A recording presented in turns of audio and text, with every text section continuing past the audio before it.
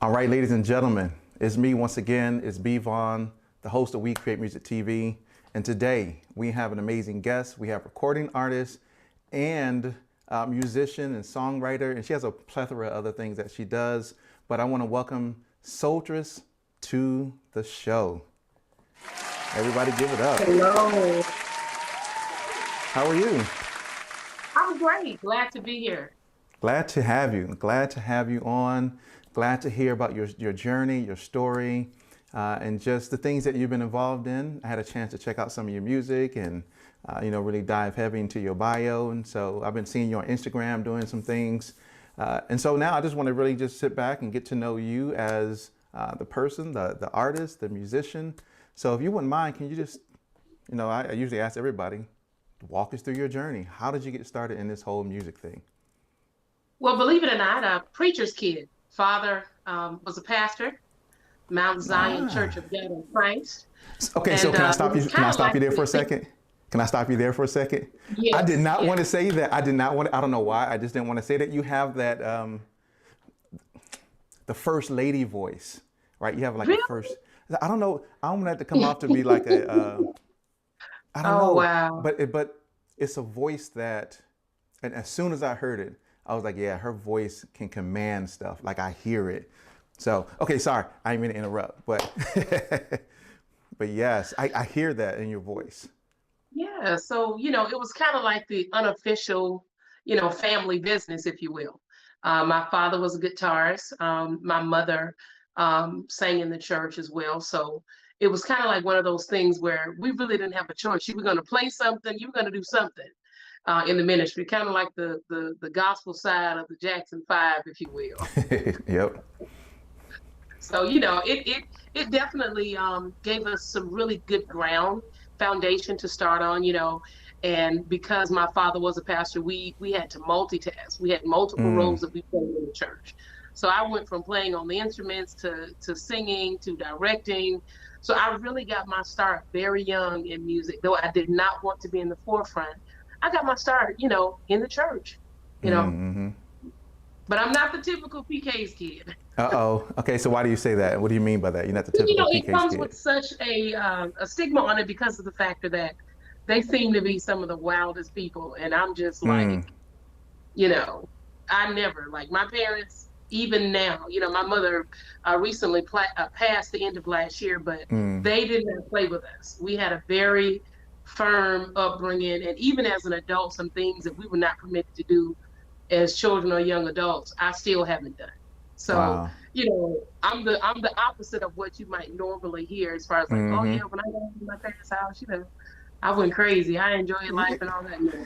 Yeah, because usually when you hear about PKs, they're out there wilding out. You got the Right. pastor and the wife, and they are, humble, Christians. And then you got the PK kids, they're out there wilding out. Like you couldn't Oh tell yeah. that you couldn't tell that they grew up in that type of Right. environment because of how they behave. And sometimes I got to think, is that an outcry of the environment that they were in previously, that they didn't get to do a lot of the things that they may have seen other people do, and now this was their way of, I don't want to use the word lashing out, but rebelling and saying, now I'm free, quote Yeah. unquote free, to Yeah. do. It was a lack thereof of balance. A lot of Mm, times we say what not to do, but we never give them anything to do.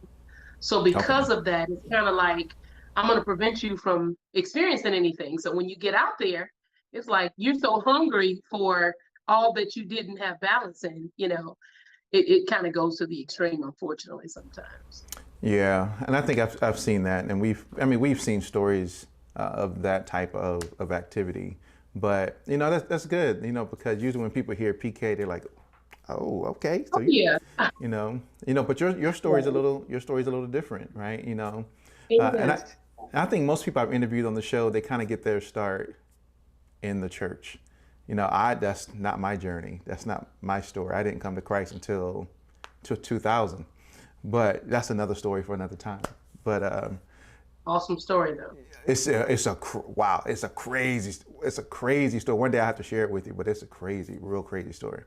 But you find that people kind of go through that type of situation growing up and like I said, I've never experienced it, but I've had guests on the show who grew up in that type of environment, who were raised in the church, did everything in the church, and now they find themselves in music, and they are kind of doing things that they would probably never do if they were not in this music business. So, and I don't know how that plays out for yourself. I know you said there's things that. So give us an example. What are some of those things that you haven't done? If you are willing to share. Mine is going to be a bit of extreme. So I didn't go to school dances, or my first time spending the night out, I was married. So, it was very strict. We didn't wear pants for a long time. It was very, very strict. So it was kind of like, I've been in church years ago where I had clear lip gloss on, and I was in my late teens, and one of the church mothers came over with a big wad of paper towel and decided to wipe it off everybody. Like, no.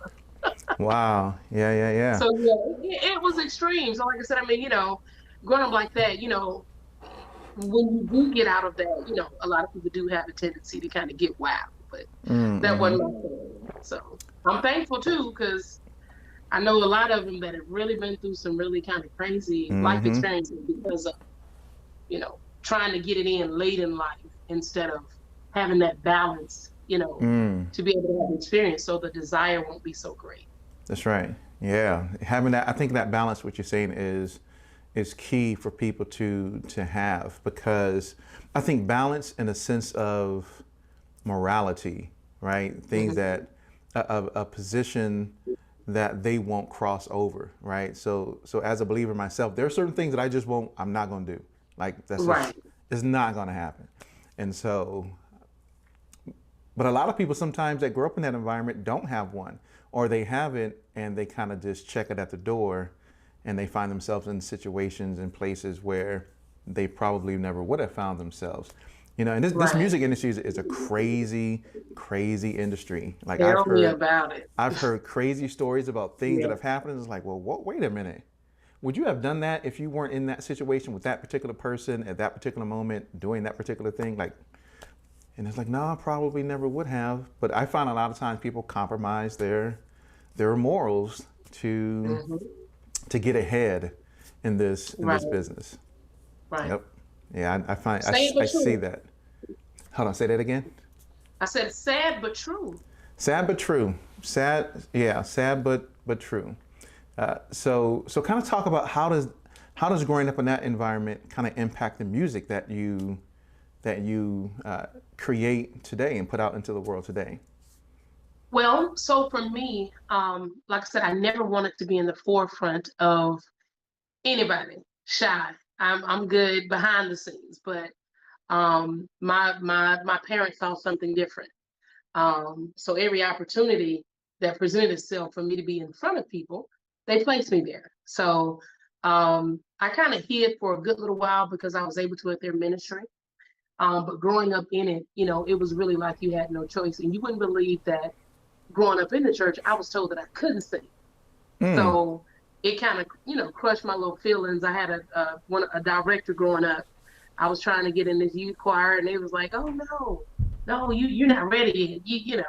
So I just kind of kept quiet, and I got behind a few more instruments. And eventually, I didn't have a choice to stay behind. I had to come out to the forefront. And it's funny that you say that, because my name SoulStress came up from being the mistress of soul. And I say that because I've been writing and singing and doing gospel music for the majority of my music career. But I've also been singing jazz and soul overseas at the same time. I just never released any over here in the United States. And a good bit of that had to do with my upbringing and my parents, and even though they're not, my father does not pastor right now, it had a lot to do with, why I wanted to kind of stay in what, I thought at that time they would be pleased in, but they supported me either way. So for me, the mistress of soul came from, I've been doing it for a long time, just not here, Um, Mm-hmm. and it's always been a part of me. Even on the gospel side, when I was doing gospel full time, my music was so eclectic. It had really a jazz, neo soul, very, very just soulful feel. Mm. And I've always, um, when I was younger and being told that I couldn't sing, or when I was younger and, when I started singing and everybody started pulling me every which way to come sing, it kind of ended up being like, I don't want to do this kind of music. You sometimes you get in church and you hear people yelling and screaming at folks over the mic. And I'm like, no, so I shied so far away from that that I won't say that I lost it because it's always there, but I went in completely left when it comes to music as a whole. So my gospel was very eclectic. So I would mix. Mm-hmm. I would have a rock song with nothing but guitars and drums and a bass with no keys and Mm-hmm. banging, or doing a very easy listening soul, neo soul type of song, but it was in my gospel. So it's always been very eclectic, and I've shied away from what people or the box that I was trying to be put in. Let me say Mm-hmm. that. So I can go if I need to squall, I can squall. I can tune up and all of Right. that. But where I flow richly in is literally just the soul of it all. You know. So Yeah. that's really been kind of like my whole, my feel, my love, my vein, where I Mm-hmm. really flow with. Yeah. So how did you kind of deal with that balancing, being a gospel artist in the States and being a jazz soul artist in internationally? So how did you kind of deal with that duality, and what type of I don't know, maybe issues that caused for yourself trying to balance those two together? Well, I won't say that there necessarily was any issues because of the factor that I've always, uh, if you will, been a compartmentalist, and I've been great at keeping things in their place. So for me, overseas, they love all music and they That's love true. to feel it. So I would intertwine the soul and the jazz. I may do summertime, and then I may do Georgia on my mind, or I may do one of my songs, Love, or one of my songs, and I'll mix it in, and they would love it just as equal. Mm. Here, of course, it's a little different. My gospel music, by being so eclectic, it was definitely a situation to where, I was able to really spread out because from youth conferences to, I Mm-hmm. had something for everybody in the gospel. So if I did a traditional gospel song, it'll have jazz undertones. The lead might go, shift complete keys, and then it'll go back into church. So I've always had a very eclectic writing and production style. So, I've been able to be good right in the middle, real good.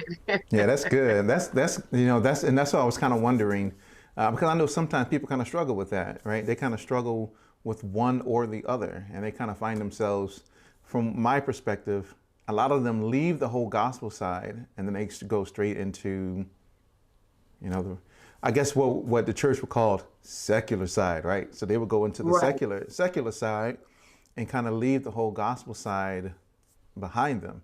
And then I guess later on in life they kind of figure out, oh, I need Jesus, so let me just come back. Let me come back. Right. And so then you find Well, them that like Eddie Kane, back uh-huh. in the church again.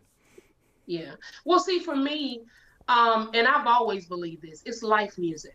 You Mm, know, we got to be real. We experience life outside of the church. that's You right. know, you get married, you fall in love, your heart is broken.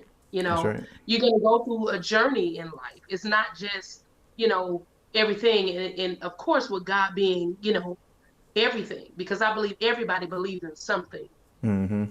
But when it comes down to that as a whole, it's a life experience. And the truth be told, you go and take a poll and see how many churchgoers are at Cardi B's concerts. How they give tickets. You know what I'm saying? You go take half a poll half of them. and you see how many churchgoers will miss Sunday at church to go hear Beyonce. Mm-hmm. Or the So Super Bowl. it's kind Yep. of like it's no balance there, and that's the thing. I think we kind of function dysfunctionally for a long time, and it's almost Mm. like a taboo to sing or to be in love and to listen to, love music. Now there are some Right. things today, Lord have mercy. I wouldn't let my nieces no, I wouldn't let anybody listen to, Mm-hmm. But at the same time, I feel like when it comes to life and love, it's okay. You know what I'm saying? To talk about being in love, to sing about being in love. Right. It's okay, when you're with that one in your life that makes your heart smile, that this is something that's not I'm climbing up the rough side of the mountain, or have you tried Jesus? You know what I'm saying? And he's the center, of everything. But I feel like when it comes to that stuff, I consider it life music because it talks about life's experiences. It talks about the journey that we go on in life, and not just keep you in one position or one place, you know. Mm-hmm. Yeah, I'm not So sure it's if been different for I'm me. no, yeah, I absolutely get that. I mean, I don't know if I'm going to be listening to, I Told the Storm or Jesus Be Offense while, Right. I'm romancing, the wife. I mean, we're gonna break into a praise dance, with Jesus Be Offense, but No. but I get it. I mean, the reality is that churchgoers today, they go to Cardi B concerts. They'll miss Sunday church service to go to a Beyonce concert or to go to do whatever the case is. So it's life, and I think I don't want to get into a whole sermon because I could, I trust me, I Listen. could, but I mean, that it just makes perfect sense that it is life because we're experiencing life, and so music touches many different facets of people's lives. I love what you said is that when you were overseas, the people love to feel the music, right? They Right. want to feel it. Over here, it's so much. Okay, cool. They got just a hard hitting beat, and that's the only thing. But they love to feel the music. They love to feel the words. They love to feel Right. the music, the energy. The presence of the artist. Just the totality of everything. I think Right. that I think we miss a lot in America when it comes to that aspect of the music, because I think we live in such a very quick oriented, fast-paced society that we kind of miss the slow down part of really to enjoy music for what it truly is. Right. And that's one of the things that really changed my life is watching music transcend language barriers. I've been singing in countries that did not speak as much English, but all they know was that they felt a presence, full blown Mm-hmm. tears, you know, and they wanted to hug me, they wanted to touch me. And it's like, I knew what it was. You know what I'm Mm-hmm. saying? I knew that I was ministering to them, you know, to Right. their soul. They didn't understand it, but I did. And it wasn't about, they couldn't understand the words that I was saying, but they felt the presence of Mm-hmm. what I was saying. So for me, and I tell people this a lot, music is the only thing that can really enter into your body without permission unless God did not give you ears to hear. And you got to think about it. You get on the Mm-hmm. elevator and you may not even like this artist or care for this style of music, but let you listen to it for a little bit. I know I heard that before. You'll be able to sing it the next time because Mm-hmm. without the knowledge of what you're walking into or what you're allowing into your ear gauge is that it's there Right. and it becomes a part.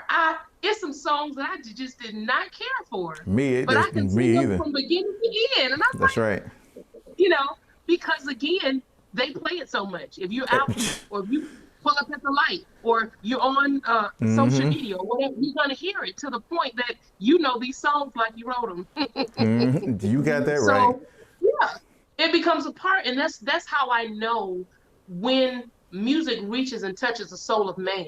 Mm. That's when lives change. That's when spirits are lifted. That's when you see transitions happen. Mm-hmm. Because if you're going through something and you go and all you're around is music that's talking about, being drained and hurt and devastated, that's going to keep you right there where you are. It's not something that's going to lift you up. It's not something that's going to encourage you. That's It's right. not something that's going to do anything for your soul. So I believe too, even with music being as beautiful as it is today, so many things, anything just kind of goes. Mm. So it's really lost the essence of it. It's just Mm, kind of like you said, a hard beat, or that beat sounds good, and you may bob your head, but you can't remember the message. right. There are certain Yeah. songs that you'll hear from Stevie Wonder back in the day, or Michael Jackson, Oh or my Aretha goodness. Franklin, or Shaka Khan, or Gladys Knight, Patti LaBelle. I mean, you those songs you'll remember when you first heard it. Mm-hmm. You'll remember the impact that it had on you. Music today is like, oh, okay, it's a trendy song on the radio, but Mm-hmm. it's not a timeless piece of music. That's right. Yeah, and I think, wow. You know, where's my gym sound? There we go. Because people need to recognize. Yeah, so that's my little gym sound when I drop. When people say things that people really need to listen to, I think that is. I'm going to ask. Let me ask you first. Do you feel that those elements are missing from music today? Absolutely, there's a huge gap.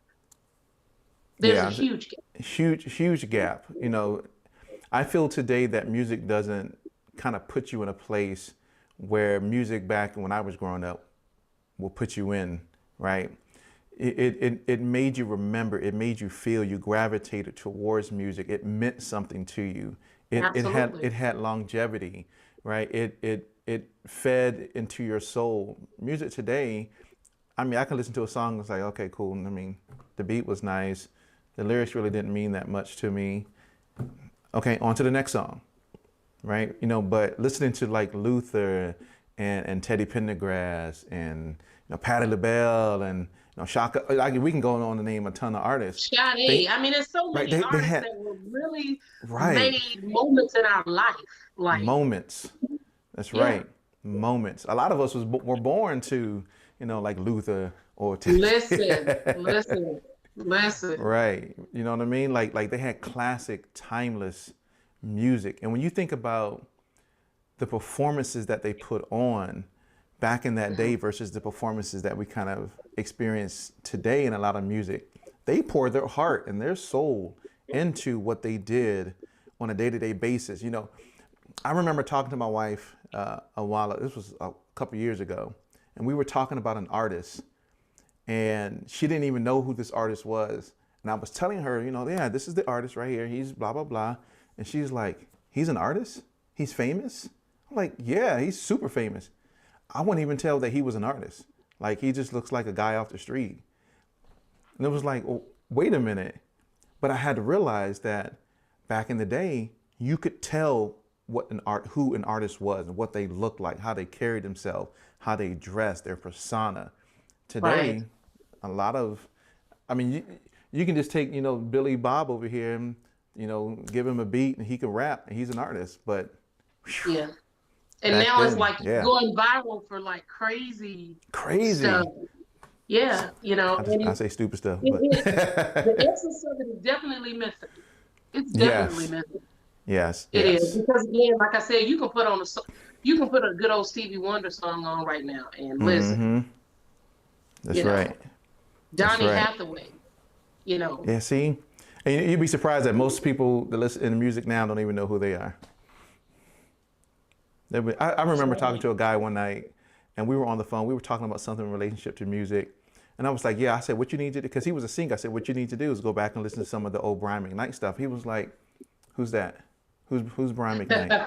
wow. I was like, this call is over because you don't even know any of your history of R&B. Yeah, we're not talking Listen, anymore. you're Nope. singing something that you don't even know the history of. Right. You singing stuff. Thank you.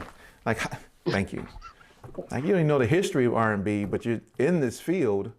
Now that's just like imagine me being in the field in corporate America. I know nothing about the field, but I'm trying to perform in that particular function, in that particular job. But I know nothing about the historical aspects of it, how it was created, any type of foundational principles that were related to it, any types of theories that help govern what that job role is. It's like, Right. but I'm in it. But I find that to be how a lot of artists in today's music, how they kind of govern themselves in this field of music. They know nothing about the past. They just know, I just want to make $1 million and let me just be an artist. Let me just rap about. And see, that's where that timeless music goes. That's That's where that right. timeless music, because you can put on Earth, Wind, and Fire or the Gap Band some of them songs right now, Mm-hmm. and hit the floor Just go on and get ready. You got it. Because You got. everybody's about to get up and dance. That's right. Family reunions. It was those songs that really brought everybody together and made them feel good. Mm-hmm. Um, but now it's almost like anything goes. The message is lost because it's just a whole bunch of hoopla, when it comes down to it. But then when you're, you know, in love and you want to, you could use to turn on the radio, and listen to the Quiet Storm or whatever Oh with yeah, you your sure could. spouse, and it would be great. You could just really have a great evening listening to Mm-hmm. music and enjoying. But now it's just kind of like, wait a minute, what was just saying? Like, Mm-hmm. wait, hold on, what? But You know. everybody now it's just kind of, there are no trails being blazed anymore. Mm, There aren't. mm, yeah, yeah. I would. I mean, there's a couple artists that I like. There's not a whole lot. Sorry, artists. I'm just. Now this is how it is. This is how the game is played. There's a couple that I like on R&B. There's a couple that I like on, in hip hop, but not the majority anymore. It's just taken a weird turn that. Yeah. And I guess because people were like, because you're an old head, so you're not tuned into what the young guys are doing. And that may be the case. I was born in the '70s. You know what I'm saying? Well, So I mean, yeah, it me, may me be. too. But the catch of it is that you got to think about it when people go to church or when they go, when they're needing help or going through something. They're not pulling out, the Mm-hmm. type of shoes they got on and what they got on. You got that right. But they're not talking about, doing this or doing that. Or when I say anything goes, and when I say there aren't any more trailblazers, what I mean by that is, looking at music and where it has gone, you're not even hearing a lot of artists anymore put out the kind of music that they used to put out. Everybody's now is trying to follow, a trail and not blaze one. Do something that everybody ain't Mm-hmm. doing. You know? Mm-hmm. And I've even seen artists that started out really good, trying to keep up. Mm-hmm. And then you start changing your music, and it's like, wait a minute, what now? You're a So mother now. You know what I'm saying? You're a mother, you got kids, and this stuff right here is like, I'm listening, I'm like, all of these subliminal messages and all of yeah, these hidden, what's yeah. going on? If I ever had the chance to meet him, and I know he probably doesn't even care about my opinion, and that's cool because my opinion is one of many. But that's kind of how I felt about Tank. Mm. Like I am a huge Tank fan, and that's kind of how I felt about Tank. Tank made some amazing music on his first couple of albums, right? I mean, music was amazing, and now, I mean, it's the sign of the times, I guess. He's still wanted to stay relevant, and his music has completely changed from singing "Please Don't Go" and singing "Emergency" and to now singing "When We," and it's just different. You know what I mean? It's Yeah, just different, and yeah. That I was miss the that. last album that I actually got. So I mean, I'm with you on that, and Yeah. I'm a concert goer. Mm-hmm. I am, but again, like I said, it a lot, and that's why I didn't want to be in the label or genre of what everybody else was doing because my Right. music really is for life and life experience, the journey Mm. of life, the lessons of life, the ups and the Mm-hmm. downs of, and not just you know, because you got to think about it too. Everybody's not 19 and 21, Right. you know. That's right. So there are realistic relationship issues. There are realistic, you know, things that are happening in the world that we Mm-hmm. really need to, you know, pay attention to, or just like Marvin Gaye. You know what I'm saying? What's going on? You have so many songs that even today Mm-hmm. are applicable to the time that we live in. That's But right. again, nowadays it's a lot more of the beat and you know the message is like some of this stuff. I'm like, what are you even saying? Like I'm lost. I'm lost. Like I said, I have my own little playlist here on my phone that I listen to, and outside of that, I don't even. I can't remember the last time I even listened to the radio to even know. I just have stuff on my phone that I listen to, and I have playlists, and whatever's on that playlist, that's all I listen to. I can't tell you what's, yeah, I can't tell you what's out. And I don't know, maybe I should, right? Since I kind of do this type of show, maybe I should be more in tune with, what's going on and how they, do. Yeah, but yeah. It took me a long time to even like Panda, the song Panda. I just couldn't get into, yeah, I just couldn't get Well, into you know what? designer I and feel how, like music has lost its responsibility. oh, oh, oh. So, okay, so I'm glad so why do you say that? Let's talk about that. Let's spend some time talking about that. Well, I'll say that because, again, anything goes. Music used to have a responsibility to the people that it was made for to hear, to uplift, to make smile, to make you remember why you fell in love, when you fell in love, what you were doing when you heard that song. Because music is supposed to uplift, encourage, enhance us. And there are some songs that talk about heartbreak, and they're real songs. But even in those songs, it's a lot more responsibility in how to handle the heartbreak. Mm-hmm. Versus now, it's just like, I'm, I mean, I can't even say some of the stuff that I hear now, you know what I'm saying? So it really is like the responsibility of it, the purpose of it. Mm. So for me, like, um, a great example in the last several years was, for example, like Happy. Mm-hmm. It was viral. It was colorless. It was Mm-hmm. nationality-less. It touched and it talked to everybody. Right. And when you listen to it, everybody knew the words. Everybody had their dance to it. Everybody was good to go. Everybody That's was right. clapping. So everybody knew the breakdown. But the reality of that is that now the music is such in a downward spiral when it Mm. comes to like stuff like that. So when I'm listening to, and no shade, Cardi's a woman, but when I'm listening to Bloody Shoes and all this other kind of stuff, I'm like, Mm-hmm. what in the world?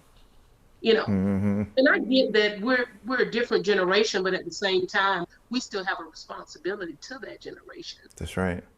because I. music even then got us through Mm-hmm. from the fields to the streets, from the streets Mm-hmm. to the jail, from the jail to the bus, from the bus to the home, and from the home to the church. Music got us all the way through. That's right. I don't think people understand that they have a responsibility. I Right. think that somewhere along the line, the responsibility of the message that they were communicating in music got lost. And or that responsibility now fell upon somebody else. I was listening to an Eminem song the other day on my playlist. And in the song, he said something about him being attacked by the media and he's being blamed for songs and Marilyn Manson is being blamed for songs. But he's like, well, where are the parents at? He's like, how can you blame me for the music that the kids are listening to when the parents should be the ones that are kind of guarding the children against that? Now, I know when I was growing up, my mom couldn't protect me from everything that was happening. I went to public school. I had a lot of friends, well, probably not a lot, but had friends growing up. We did mischievous things. My mom couldn't protect me from everything. And I think people don't understand today that there's a responsibility with what they're communicating. If they are if they've been given a certain platform and they're speaking to a mass of people, whatever they're going to communicate, people are going to gravitate to them because of the platform that they have been given. And so there is a responsibility, whether people like it or not. Doesn't matter. There is a responsibility. If I'm the president of the United States, I have a responsibility for the words that I say because they can cause wars. Absolutely. Same thing with artists. That's why I love the song by J. Cole, "Love Yours." He's one of my favorite artists anyway. But "Love Yours," right? Because in that song he has a message. He understands that he has a responsibility to those people that are listening to his music.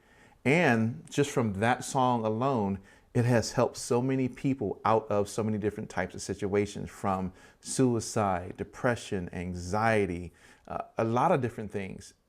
But somewhere along the line, the responsibility of music shifted or got lost somewhere. And people are just they don't understand that platform that they have nowadays. Oh yeah. Yeah, yeah, Oh yeah. and I see it. I see it, and like I said, maybe because people are like, because you're an old head. You know, you was born in the '70s. Yeah, that may be the case, but I disagree. I mean, I feel like it's missing and it's needed, and mm, that's a huge problem because we have a horrible tendency of following the trends right, instead of blazing the trail. that's right. And there's a major difference there. And when we look at what we have to offer, we are some creative people. Hear me. Mm-hmm. But when it comes down to it, you're only as good as what you've been given to do and what you do with it. It could be a quick That's right. moment or it could be a forever. That's right. You know, You got to so think so about it. I will always love you, Whitney Houston. oh, You know, she's gone, but her music that's right. As is soon as that here. one part, which I Listen, can't do it, but everybody, I don't care if you're in the club or if you're in the street, that's right. everybody's going to heat up on that and try to hit those notes. Everybody. But you know that goes to the responsibility that whether somebody's life displays the same level of responsibility that they have as an artist and what the message that they're communicating. You know, I never had a chance to meet Whitney. I've heard that we're related somewhere down the line. That's just what I hear. But I would have loved to have met her, you know, during that time. But I want to switch gears for a moment. Even though we're talking about responsibility, we're talking about timeless music. So I want to talk about your music. I want to talk about your motivation behind the music that you create. What are you really thinking about from a creative perspective for your music? What motivates you to create the music that you do? Life experiences. I'll have to tell you that my music don't come from anywhere else other than that. I'm not one of those writers that just sits down and writes all day. I have to be inspired to write. There has to be something um, that's pushing me in a direction to write and to sing what I am. Now I got a whole bunch of bits and pieces of songs. I can come up with a good hook, but meaningful, um, to be able to reach the soul, of man. Um, for me, there's a responsibility there. And the music that I write, some of it talks about life experiences with breakup. You know, there's others that talk about, the journey of love. There's others just talking about, being friends and crossing the line and, like a lot of people do when you're supposed to Mm-hmm. be friends. Y'all get in a Mm-hmm. relationship and you mess it up. And you wish you could go back and change it, but it's too late. That's right. But it's from life experiences.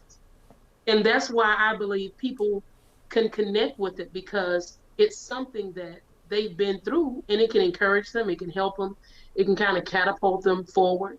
Mm, But my music really comes from the most intricate chambers of my heart, my life's experiences, that's good, right. bad, happy, Good, sad, bad. indifferent, but real soul music. That's right. And you know, I honestly think that makes the best music when Oh music yeah. comes from a place of of realness. You know, Mm-hmm. when I think about music today, when I think about, and I want to see your face when about this album. There is an album that exists today that every song in there comes from a place of meaning and a place of pain and a place of struggle and a place of happiness and sadness Mm-hmm. and being in the best place in the world and then in the darkest place in the world. And that album just happens to be Mary J. Blige's My Life. That Mm-hmm. album to me is the epitome of what an album should look like from a place Absolutely. of Absolutely. realness. I mean, she was going through some stuff. You know what I'm saying? Yeah. She was going through some stuff on that album. And you could tell. You can hear it in her voice. You can hear it in the music. You can hear it in the words that she was saying. And like I said, I think that makes the best music because people Absolutely. can relate. And coaching. I hear people talk about, oh, I like Mary, but Mary ain't so and so and so. And I'm saying to myself, listen, and I've told a few people, I was like, she may not be your favorite singer, but I guarantee you she gonna touch every aspect of your life. when you You listen got to that her right. music. And that's what makes her, or that's what gives her the title, Queen. You know what I'm Mm-hmm. saying? Because of what she gives, and her heart is in that thing. It's That's right. serious. That's right. And don't mess around and get on a karaoke night somewhere and they start listening. Or you mess around and you get in there and you do a cover of Mary's. Everybody in the Mm-hmm. room is doing That's right. it. Everybody. Because she literally sings from her soul. She does. Yeah. And I, man, I concur. I'm with you on that one. I am. Yeah, yeah, and you know, and that's the thing. When I heard your music, that's kind of what I thought about in that same retrospect. I was like, Oh, this wonderful. has meaning and feeling, and it comes from a place of realness, like that My Life album. I mean, to me, still, there's no other album like My Life. It doesn't matter what Mary J. Blige does from now until forever, she would never make another. And you know, she doesn't Listen, have she to. penned that one. She doesn't have to, She but set that that, one down in history. yes, That's it. that's Yeah. right. And that, I think that's why it goes down as her best album that she's ever created, because it comes from that place. And like I said, when I heard your music, I was like, yeah, that's that stuff. That's that stuff that people are missing, that needs to be in this industry today. It kind of reminds me of the the Bruno Mars and the Anderson .Paak song that they just came out with, Hmm. was, you know, on Silk Sonic. That was a fresh, you know, fresh air that was breathed into the music industry. Yeah. That Refreshing. refreshing. It was liberating. It was exciting. People, when they heard it, they were like, "Wow, this is what we've been missing." And your music interjects that same feeling for this That's industry. an And I honor. think people, yeah, and I think people need to, if you haven't, for those who are watching, make sure you go check her out. SoulStress, you can find her. She'll talk about that a little bit later. But you know, so let's switch. So for you, you know, traveling internationally, doing soul music, doing gospel music, wearing so many different hats, growing up in the environment that you grew up in, what were some of your major challenges that you faced, and what did you learn from those type of challenges, or how did you overcome those challenges? Well, I would have to say, being my own worst critic. Um, I was sitting in my room back in 20, I want to say 2017, and I was like, man, I feel horrible because I really hadn't been writing a lot of music. I'm like, what is going on? So I'm like, I'm saying, Lord, you got to show me something because, I'm just not in the vein of writing. I'm just not in the vein or the place of feeling creative. I feel like I'm, stagnant. I need to do something. And I just so happen to be going through, and I have all kind of tapes and CDs. Listen, I got it all. I got big, big books. But I was going through music, and I ended up grabbing a CD that I had recorded like many moons ago. Right when I was recording gospel, I had recorded this neo, so the whole album. I Mm. recorded it, and just so happened, I'm like, "What is this?" I'm listening. I'm like, "Oh, oh," and just like that, it was like, Mm. there it is. You're sitting on a gift that has already been wrapped and given to you. All you got to do is open it. So for me, I was like, man, I was nervous. I was like, ooh, let me go and talk to my dad. Let me go and talk to the bishop. Let me get permission. My covering. Let me talk to it and really seek advice. And I was shocked at even the support that I got, because it was like, man, this music is amazing.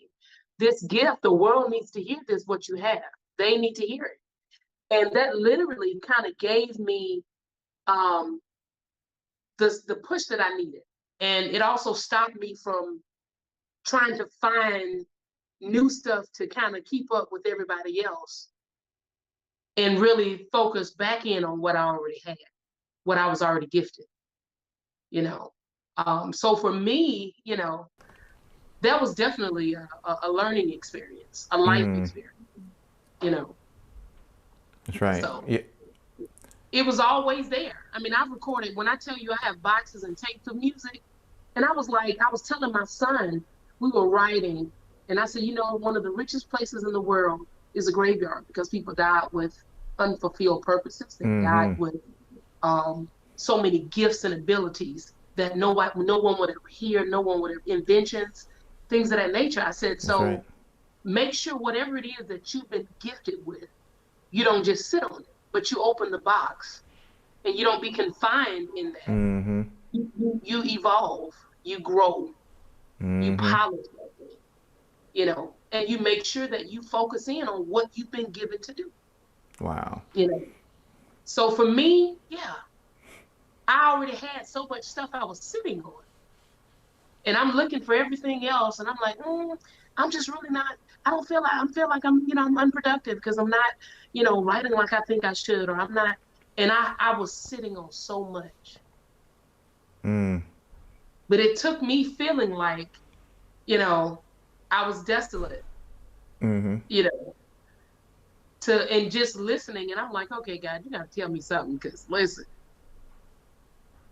and I'm literally opening up the gifts that I had been sitting on. Wow. Yeah. Wow. That's amazing because I think a lot of people find themselves in that same type of situation. I think a lot. I think a lot of reasons why, or probably one of the biggest reasons why people don't unwrap that gift is fear. Is Absolutely. that and it's kind of like what you said in the very beginning, right? So we're gonna like do a full circle to that. Was that when you were in church, you were told that you couldn't sing, that you weren't ready, Hmm. and I think when people hear that, that does something to a person's psyche, that does something Absolutely. inwardly to a person to go, wow, okay, maybe I thought I was, but now I'm hearing criticism, so I'm not going to pursue that. And and people know, they watch the show. That's why I never pursued singing, because I sang from a little old kid all the way to a grown adult, and through that, you were here. Oh, you can't really sing. You're not really that good, and so I never really pursued it as probably I should have.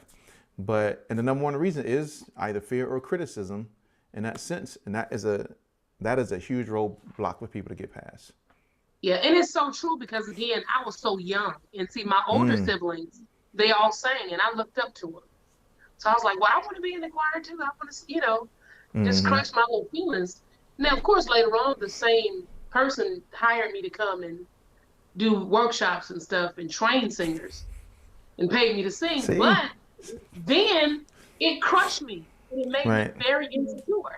So I hid behind the instruments. I hid behind Mm-hmm. pushing other people, But I was sitting on the gifts A that I gold had been mine. given, and all I needed to do was unwrap it. That's right. Yeah, I wish I could press this gym button way more than once. Yes, that is awesome because there are many people sitting out there with gifts and talents that will go to the grave with them, and they Yeah, will die with regret, and we will never know those things. They will never come to fruition. We will never ever hear about them, and it is it's that's sad because we have been gifted with so many different gifts and talents to use on this earth, and a lot of times it's other people that can become a hindrance to those gifts. right. Yep. And for me, that's definitely um, that's definitely a such a true statement, such a meaningful Mm, and and a nugget that a lot of young people that I've even talked to about doing music, I'm telling them, first of all, be confident in who you know you are and what you were created to do. Second of all, you'll never tell get there how to get there if you don't go. that's right. Third of all, stick to itiveness. It's the ability to grow and get outside of whatever tries to prevent you from growing. Mm-hmm. I always use a mustard seed because I was some years ago. Um, I was speaking to a group of young people, and I said, one thing about the mustard seed that they've never told us. I said, and that's the uh, willingness to grow up into something hard and then turn left and grow until it finds a crack or a crevice to come up, but you can't stop it from growing. You can't stop it from going. It's just one of those things, the persistency and the consistency of it will not allow anything that gets in its way to prevent it from accomplishing its goal, and that's That's growing. right. That's right. And I tell people, whatever you do, don't quit. We get so Mm. close, we feel like, oh my God. And I'm like, you have no clue how long it really takes to get you right, to Mm-hmm. get it, but don't give up. It's a part of the process. As in everything in life that we go through, it's a process. It is. Even though one hit wonders that we think are just one hit wonders, they've been working. They've had a lot of no's before they got that Mm-hmm. one hit that changed their life. You know That's what I'm right. saying? Or you're looking at, and I was telling my son, we were talking about Jasmine Sullivan and her and different ones that Mm. were recently singing, and I was telling my son, Jasmine won at the Apollo as a kid. You know how long a lot of people knew of her, singers knew of her, but a lot of people didn't. But Mm-hmm. she's been working on that forever. Just like Beyonce, it wasn't an overnight thing. That's right. This was training all the way from 7, 8, 9 years old up until adulthood that the ground has been plowed, That's you right. know, in order for them to be able to produce what they were able to produce when it Mm-hmm. was time, you know. But stick to itiveness, like I said, it's imperative because, like I said, that mustard seed, and I did a study, you can pour concrete on top of a potted plant with a mustard seed in it. That mustard seed is going to grow up until it hits the cement. And it's going to turn left, right, or indifferent. However, it has to grow until it finds a place to come out of Mm-hmm. what's trying to prevent it from growing. And that's life. That's real. The stick Yep. to itiveness. Because That's this is real. not for the faint of heart. No, it's Really, it not. is not. You gotta have some tough skin to really be in this business because, as you stated, you're gonna hear a lot of no's before you start hearing some of them yeses, and you're gonna hear a lot of criticism before you hear a lot of praise. And so people need to have tough skin in order to survive in this music industry. Not everybody's cut out. Not everybody's cut out for it. But I don't think people really know what they are getting themselves into when they pursue a career within this music industry. I don't think they really know what they're going to find themselves in. I think DMX said it the best on one of those. What was the show he was on? It was like a comedy show, Def Comedy Jam. And so Mm-hmm. you know how they would bring out artists, and so he came out and he did like a spoken word type of thing. And in there he said, I think people want to kind of be in this industry, but they don't know what they're going to get into. They're going to find themselves in places and situations that kind of like what I said in the beginning, that they never would have thought they found themselves in. Right. And people have to have that sense of directness. And I don't mean directness as far as me being direct, but direction of where they want their career to go. They can't look this way or that way because as soon as they do, they may fall into a pit that they never knew was there. And now their whole career takes a completely different. I mean, think of like Justin Bieber. When Justin Yeah. Bieber started, he was the golden child. And Bieber found himself in places and situations and around people that did Never thought not he'd do aid, never thought he would do. And I don't think people really find themselves in a position to say, I want to be an artist, but okay, but there's a lot that comes with that. There's a lot that comes in that environment if you truly want to be a quote unquote artist. You're going to face some it. things. Yeah, most people get attracted to the glitz and the glamour of Hmm. it, but they have no clue what goes on behind the scenes. And That's I'll right. tell you because I'm the poster child for let me help you, you know, educate yourself. I've recorded an entire album that was stolen from me. Mm, And I had a little bit of money then. I put about maybe 15, 20 grand into this album. mm. And I look up one day and it's being sold online and everywhere else, you know. Wow. And I did a single with a very internationally known uh, radio DJ and all that good stuff, and push me, rush me, sign, sign, sign, and I I had an attorney, and her was like, no, that's not a good deal. This is what this, that, and the third. And even with an Mm-hmm. attorney, the song was released prior to. Oh yeah, it was Wow. released. But for me, and what people don't realize, the money that it takes to get what's right, a lot of times is not worth all that you'll lose Mm-hmm. in the process. That's right. So I've had to take some L's. I had to learn some things. I had to learn. I'm going overseas in 2005, and I didn't have my own album to sing. I had to learn a Mm. lot of stuff backwards. It's like the horse being drugged by the carriage instead of the horse, which was intended to pull the weight of it. Mm-hmm. But when you're moving in a direction and you really don't educate yourself, and you're really not, where you probably should be, knowing the things that you should have educated yourself on, this is not for the faint of heart. I've been places where, again, people won't pay you. You sing your Mm-hmm. heart out, and it's all kind of stuff. So it's not a situation that, if this is not what you were created to do, leave it alone. Because this. Listen, it will have you like a test dummy in the car, crashing into the wall. I mean, that's Yes. the best way I can Yes. explain it. Yes.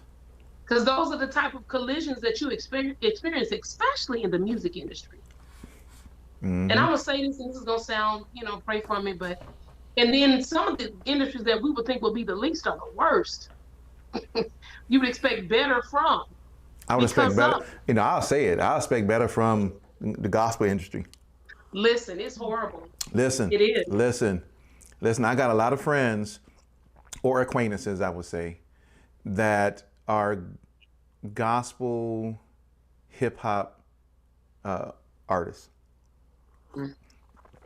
And man, it's yes. Don't for any artists that's out there, you're in gospel, and you think the gospel industry is different from the quote unquote secular music industry. No, it's not. Business is business. It's business. It is a Right. business. It's not ministry. I don't care what they look. See, I'm getting on my high horse, right? It's not ministry. I don't care what they say. It's It not. is. It's not. It is. It's the same. It is the same. They will steal from you in gospel just as they will in regular music, right? Absolutely. To me, gospel. I mean, it's all music, but if we want to, segregate the two, whatever happens in the regular industry is going to happen in the gospel industry. It's Absolutely. just facts. And it feels So, worse because it's the gospel industry. right, it feels worse. It's like, wait a minute, Because you're you supposed to have expect more. principles. You hold it to a higher standard. That's right. But and I tell artists all the time, what you don't know will kill you, and that's real. Mm, It's not. You're talking about major career killers. Look at a lot of these artists from back in the day that went through and lost everything. They everything. were happy. I'm signed.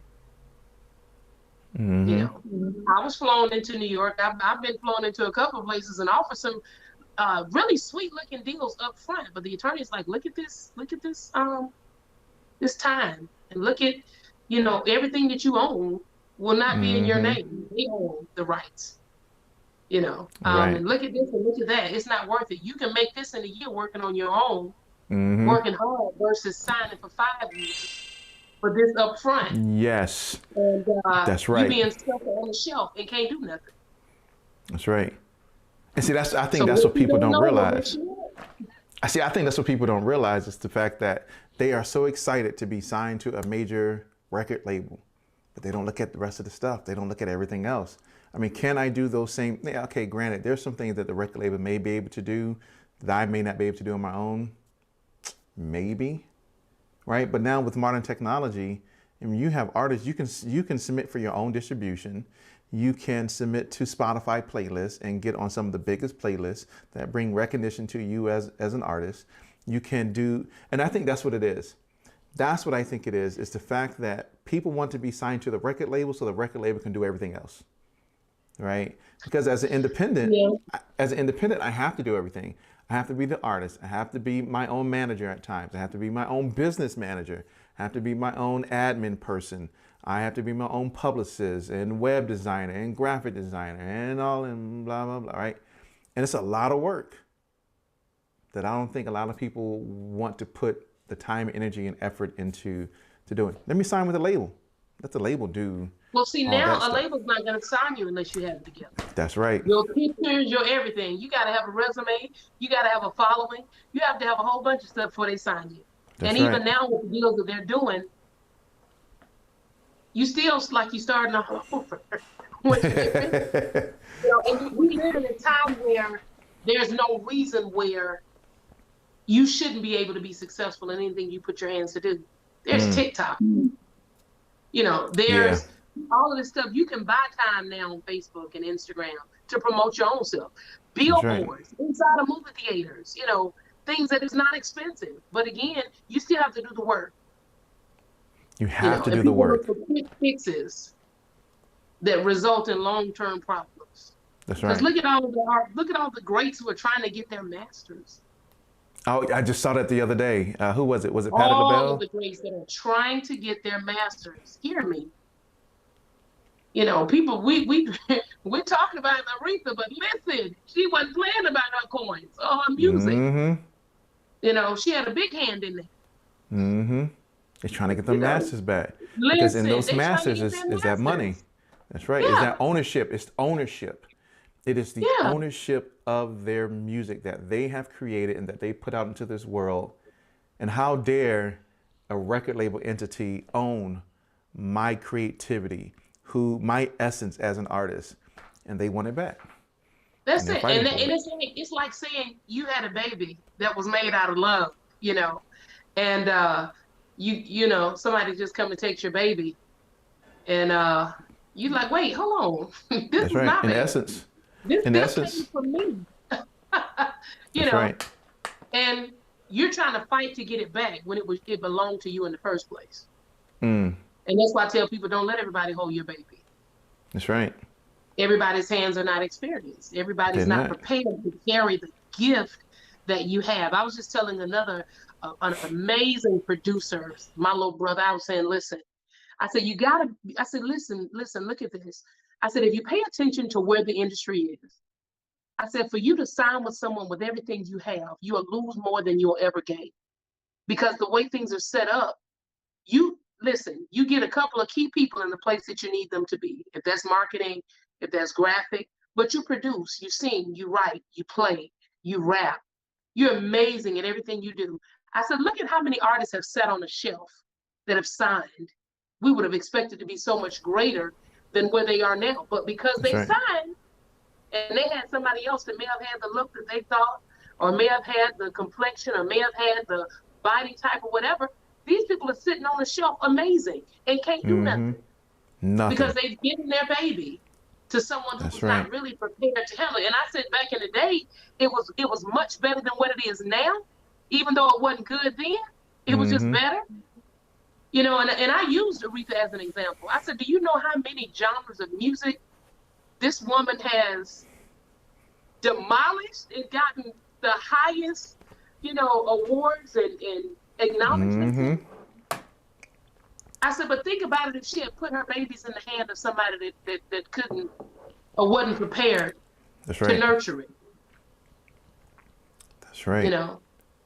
And that's the thing. It is all about nurturing that baby. To Facebook and run that ad. Pay, that $50 to Instagram and build your audience or whatever you need to do. But it's too many ways for you to be successful for you to fail in this way. Unless it's thank not you. what you call to do. That's what I tell people. There isn't a reason why you can't be whatever your definition of success is for you, right? You're just gonna have to work. You're gonna have to get up, get off that couch, get off that PlayStation, get off whatever it may be, get off of that relationship that really isn't going anywhere, right? And put the time, energy, and effort into your career. If you really want to make this a career for yourself, you're gonna have to put that time, energy, effort, that stick-wittedness. You're gonna have to do all those different things. Some people are built for it, some people are not. You're gonna find out very quickly if you're truly built for this, or if this is your calling. You will find out very fast. And so. And my mother was a gardener. You're never gonna see any growth from something you didn't plant. You're never gonna see it. That's right. What's gonna grow is what you planted. If it ain't work, it's not gonna work. That's right. You know. That's right. That's real. See, I would ask you what advice would you have for people getting into this music industry, but man, all of that was advice. If y'all don't know, I'll let her add on to that, but if y'all don't know, all of that is advice that you need to listen to in order to take this journey and to be ready for this journey in this music industry. Is there anything else that you would add for advice for anybody that is getting into this industry? It's a life investment. It's a life investment. It really is. Your time, your effort, your energy, your tears and your sweat, disappointments. It's an investment that you have to make. Just like anything else. You can't go to AT&T and want a check and you don't work for it. It doesn't work like that. You're a liability, not an asset. So you got to look at the industry that you're in. You know how many people are doing music? How many people can do? I mean, kids that are 11 and 12 can make some of the dopest beats right now that you'll ever hear. Tracks. Trust me, I But know. what happens when you have that and then you're sitting here and you're expecting for everything to come to you and to be done for you? You'll be surpassed because you have to put in the work. Ain't nothing easy about it. It looks good, but it's not. It's a lot of work that goes into it. You know, and you got to look at, if you pay attention, you won't miss nothing. If you pay attention to what's going on, you will see what not to do, what to do. Educate yourself. Sharako Jones, God rest his soul, all you need to know about the music industry. You need to know what you need to know so you won't make the mistakes that others have and have been telling you and have been training you if you watch, if you listen, if you pay attention, you know. No different than Aretha, Prince, Michael Jackson. A lot of these artists greats that are still, I mean, in history, music, it will forever live, but they don't have those masters. So you got to think about the investments that were made by people and the losses that they had to take before they even saw themselves experiencing a real win. Make sure whatever you do, you know that's what you're supposed to do, not because you can sing. It does not mean that you're supposed to be a lead singer. Because you can write or you can play, it does not mean that you're supposed to do that. That may just be an additional ice cream on the cake, but that may not be for you. Don't you let your family tell you because you can sing good at family reunions or you've been at this church all your life, because that's not the reality of it is. And even with me, you know, I listen. I let different friends of mine. Hey, what do you feel about? How do you think about this? With you being in the radio, you know, the industry, you being a DJ or whatever. You know, at the end of the day, I still, even as long as I've been in it, I'm still saying, hey, you know, want to get your thoughts on this. Not people that love you, not the family that is going to support everything you do because they don't want to hurt your feelings. But, you know that's what you're supposed to do. Because if you're supposed to do it, you won't give up. That's right. Because it's in you. You can't sleep. That's right. You can't function. It reminds me of what Whoopi Goldberg told Lauryn Hill in Sister Act 2, when she was like, if you go to sleep thinking about singing and you wake up still thinking about singing, you were meant to be a singer. It's like, oh, that's it. That's right. It. That's not just when it's good, but when it's indifferent, when it's dry, you know, when you don't feel like you're being productive or it seems like, and I think that's the biggest issue that we have. We watch everybody else. We don't pay attention to what we're supposed to do. We compare ourselves to everybody else. That's right. You might not be the person that's supposed to be TikTok famous. I'm just gonna use that because you know that's the thing right now.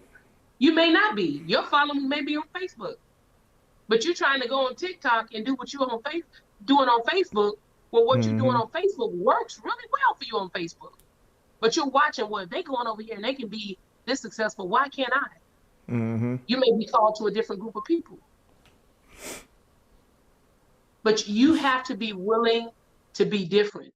Identity means everything. You know how many artists that come on the radio now that you hear, they sound exactly like somebody else you've heard. And it's like a whole bunch of replicas. Originals, though, Far few and in between. Far few in between, but we got a lot of replicas though. We got a lot of factory Listen, created artists. But yes, right, yes. But well, like I said, that's like when I heard your music, I can tell that it's original. I can tell that it's you. I can tell that it's not manufactured. It comes from, like I said in the beginning, that real place. And when people hear that, they gravitate to it because that's what they really are looking for. It's nice to have, when people say it's nice to have the booty shaking music and then, the hard beats and all that. Okay, cool. Everybody's doing that.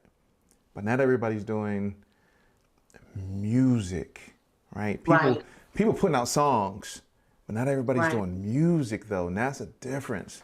That's a huge difference. Huge difference. So wow, like, man, this conversation we can continue going on for a while because when it comes to music, I love talking about anything in relationship to music. Absolutely. You know what I'm saying? But since we're talking about your music and the impact your music has, tell people how they can find your music and how they can get in contact with you and where they can find you. Well, I'm on all social media, Including including TikTok. I was about to say that. yes, including TikTok. I am SoulStress. I am SoulStress on all platforms. I am SoulStress. I was working on, well, my mother passed the end of last year. So it was very difficult for me to really sing or feel like I could sing because my mother was like everything to me. And same friend I was telling you about, the producer and writer, he was like, him and my sister, like, you got to get in the studio. You got to get it out one way or the other.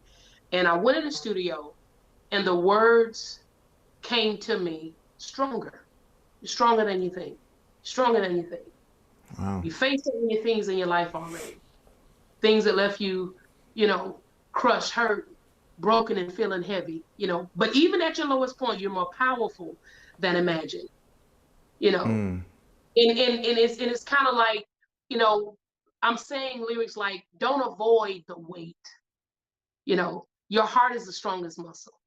You live again, love again, believe again, you know.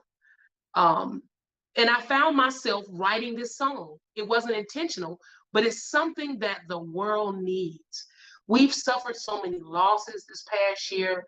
It's been so many things that have been devastating that have been going on in our world, things that I would only imagine seeing in the movie or on, Netflix or somewhere, but not experiencing the things. And I was telling my daughter today, we were riding down the highway, I'm like, every time I see this mass vaccinations site, I feel like I'm watching Contagion or some real crazy, but the time that we live and the things that we've suffered are great. And though the music it is good to ride down the street and bumping your music, but we really need something that's going to really begin to help us heal. That's going to speak to those broken places. Because again, 2020 did some things that you can't learn nowhere else but from life. Because those people that got married and they had to learn how to deal every day in the space all day when we were closed. Those people who thought they were in love and realized, once they had to deal with this and there was no out, that this is what we have to face. So those families that lost 6 or 7 people within a 3-month span of time, there's healing. You know what I'm saying? There has to be something that touches them, that encourages them that they're stronger, than what they think. And even at their lowest point, they're more powerful than what they can even see themselves. Wow. You're strong. Don't avoid the weight. Don't avoid it. Because the weight that you lift makes you stronger. It builds you up.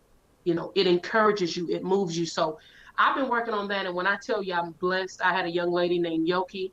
She's been in the United States for about 2 years. Her and about 18 members, videographers, they've done the video. And it deals with hopelessness. It deals with broken relationships and marriages. It deals with abuse. It deals with death. It deals with law. I mean, every aspect of life. And I'm getting ready to drop it. Haven't set a date yet. The video is done. When I say they paid for everything. Wow. And again, this was me just going in the studio because I needed to release the pain that I was feeling. in the loss of my mother.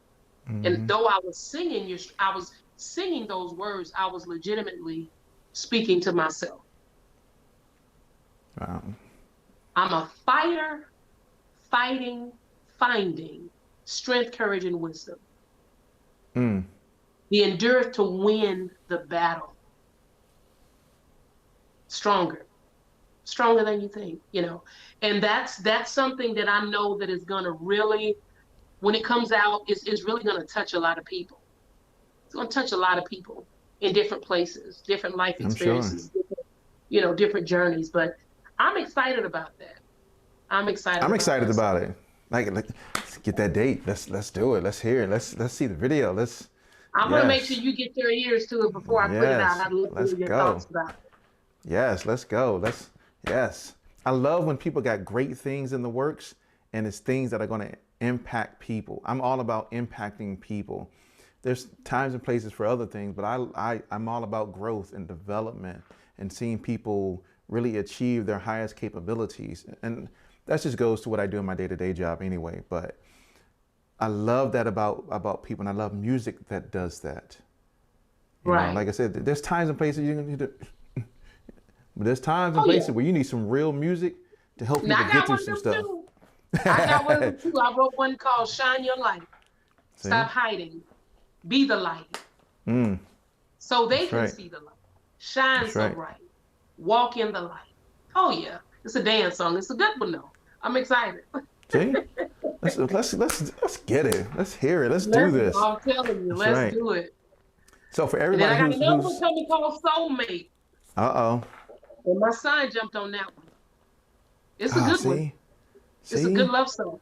See, when she gonna give us these gems, I this got music? you. Listen, Let's I'm gonna go. make sure you get them to put Let's your ears to because go. I would love to hear your thoughts. Let's I go. would.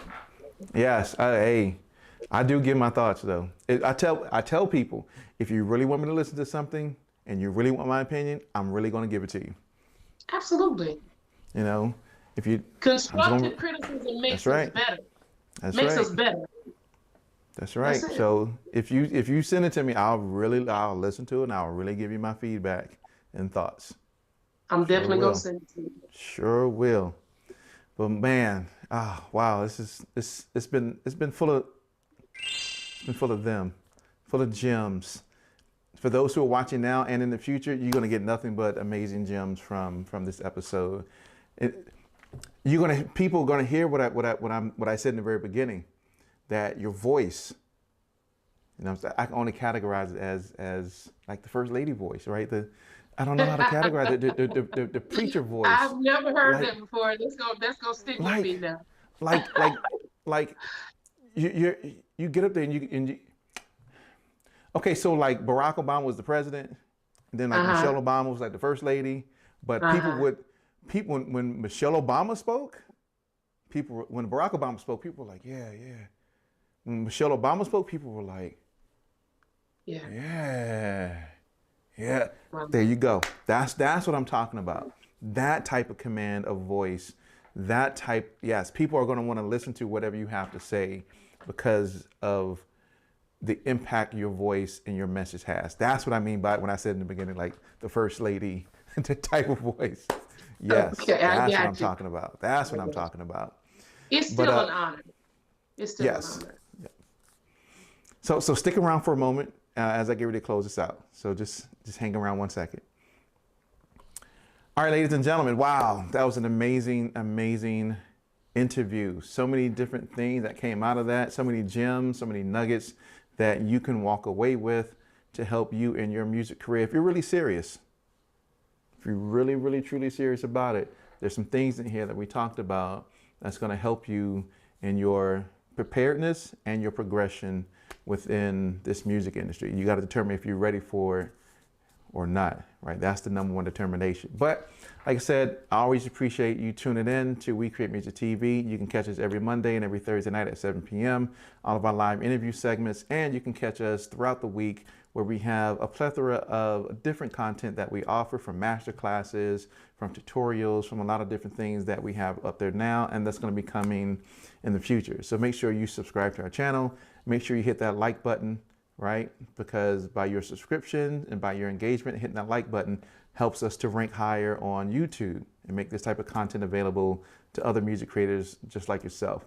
But I appreciate all of you tuning in. Thank you very much. Go back and rewatch this again, and check out all of our other interview segments as well, where we interview Grammy Award winning producers and songwriters and A&Rs and a whole bunch of different people, right? And also, tap in with us, kind of let us know what other content you would like to see from We Create Music TV. We're always open to different things that'll help you further in your music progression. But appreciate you being here. Thank you very much for tuning in. We're out, ladies and gentlemen.